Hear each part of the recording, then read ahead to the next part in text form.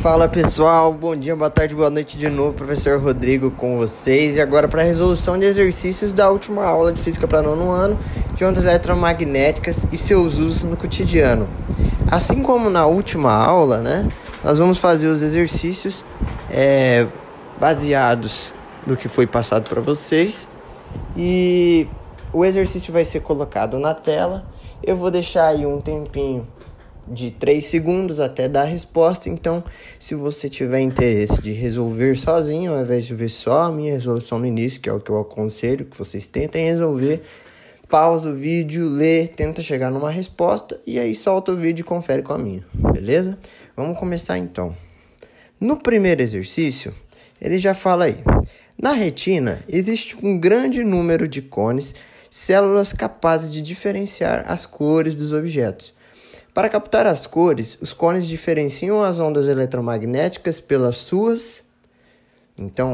velocidades das ondas, pelas frequências, pelas intensidades, amplitudes ou distâncias das ondas. Pensa aí. Pessoal, vamos lembrar do espectro eletromagnético. Lembra no espectro? Dependendo do meu comprimento de onda ou da minha frequência, eu conseguiria enxergar essa onda ou não, Se essa onda tiver numa frequência muito mais alta que a luz visível, eu não vou enxergar nada. Se tiver muito mais baixa que a luz visível, eu também não vou enxergar nada. Agora, se tiver nessa faixa aí de cores da luz visível, eu consigo enxergar. Ou seja, dependendo da frequência da minha onda ou do comprimento da onda, eu consigo enxergar as luzes. Meu olho é capaz de captar as luzes. Então, das opções que tem aí, letra B, frequências. Beleza? Tranquilinho essa aí, Vamos para o segundo exercício, então. Além das ondas eletromagnéticas que fazem parte do espectro visível para o olho humano, há outros tipos de ondas eletromagnéticas, como a infravermelha e a ultravioleta. Explique por que essas ondas, que ondas são essas, e compare-as em relação ao comprimento de onda e frequência.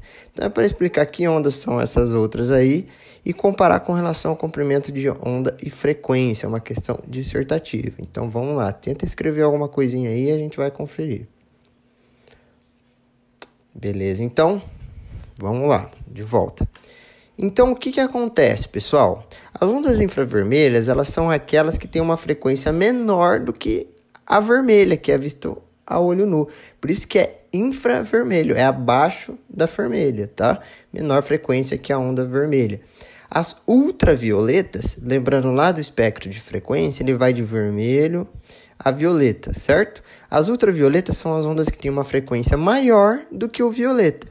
Então, quando comparadas as ondas infravermelhas aí e as ondas ultravioletas, eu tenho nas infravermelhas um maior comprimento de onda e menor frequência, e nas ondas ultravioletas eu vou ter um menor comprimento de onda e maior frequência. Lembrando que quanto maior o comprimento de onda, é o inverso à frequência, menor a minha frequência, beleza? Vamos para o terceiro exercício então. Muitas emissoras de rádio FM precisam ser sintonizadas em um número que é medido em Hertz. De que grandeza física está se falando nesse caso e explique um pouco dessa grandeza aí. Então, pensa um pouquinho. Vamos lá. Falou em Hertz, já lembro aquele grande estudioso Hertz, já lembro unidade de medida de frequência. Então, a grandeza física que a gente está falando é a frequência. E para ouvir uma música numa estação de rádio, eu necessito dessa frequência, porque lembra, eu tenho o gerador e o receptor lá, certo? Então, cada estação FM vai operar uma determinada frequência. Então, quando eu tiver a minha emissão em uma determinada frequência, se eu conectar o meu rádio lá, vamos supor assim, se eu coloco lá o meu rádio no carro ou na minha casa, na frequência 102,9, Jovem Pan para quem conhece aqui da região do Paraná, 102,9 é 102,9 MHz de frequência.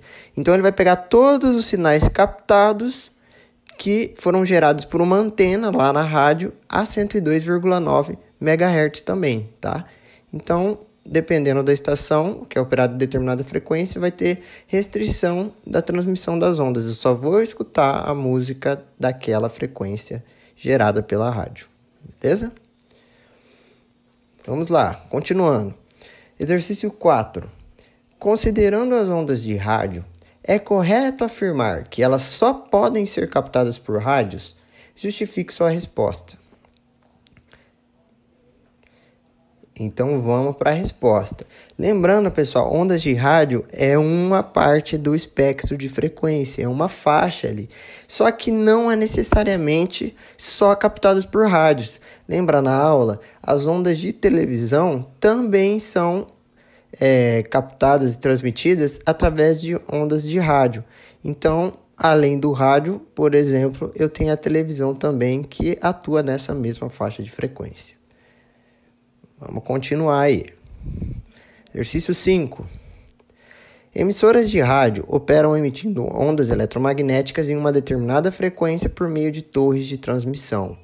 Para que essas ondas sejam transmitidas pela torre de uma emissora, é preciso que... Então, lembrando lá da torre de transmissão da rádio, o que eu preciso fazer no meu rádio que eu tenho lá em casa para que pegue esse sinal gerado pela rádio central, lá pela antenona de rádio que gera o sinal. Então, é preciso que o quê? Ocorra uma grande descarga elétrica, as ondas sonoras se propaguem no ar, o som seja convertido em ondas de rádio, ou ondas de rádio se transformem em ondas sonoras. Então, para que essas ondas sejam transmitidas pela torre de uma emissora, o que eu preciso fazer? Lembra, o microfone ele vai ter energia sonora. Essas ondas sonoras aí precisam ser convertidas em ondas de rádio para que haja a transmissão. E aí sim, essas ondas de rádio que vão chegar no meu aparelho e se convertem de volta para som, que é o que eu ouço no rádio. No radinho a pilha, o radinho que eu tenho lá em casa. Beleza? Exercício 6. Em viagens de avião, é solicitado aos passageiros o desligamento de todos os aparelhos cujo funcionamento envolva a emissão ou recepção de ondas eletromagnéticas. O procedimento é utilizado para eliminar fontes de radiação que possam interferir nas comunicações via rádio dos pilotos com a torre de controle. A propriedade das ondas emitidas que justifica o procedimento adotado é o fato de... Vamos lá, pensar, por que eu não posso manter lá no avião, né, o meu aparelho funcionando? Por que ele pode interferir ali na fonte de comunicação do rádio com o piloto com a torre de controle? É por ambas serem audíveis?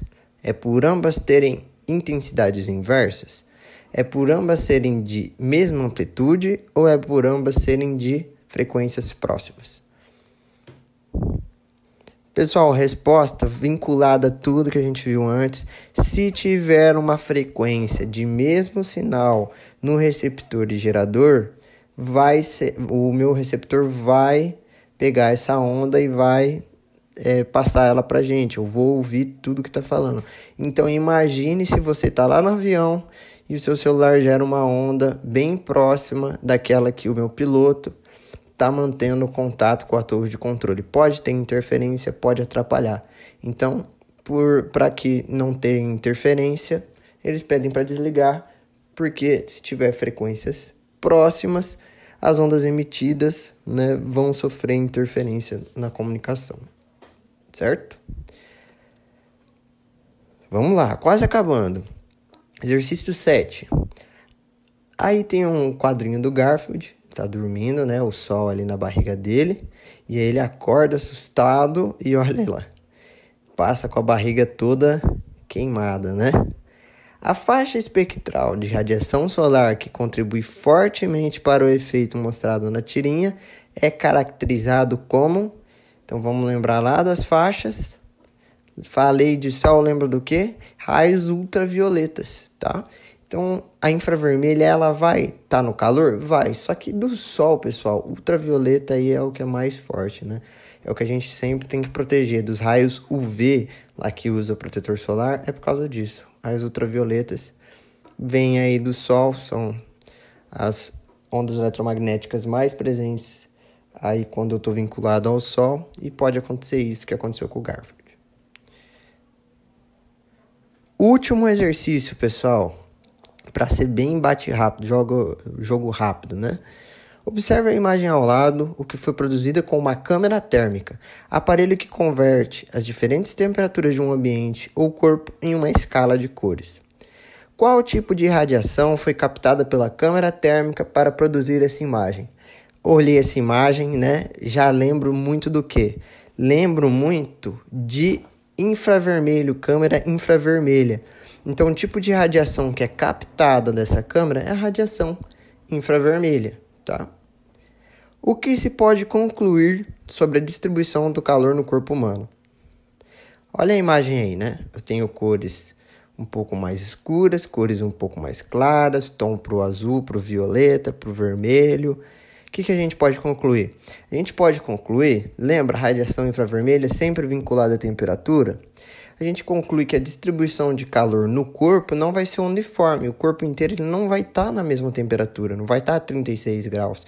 Vão ter áreas um pouquinho mais quentes, como o tórax ali, que está bem avermelhado, a cabeça, no caso do homem.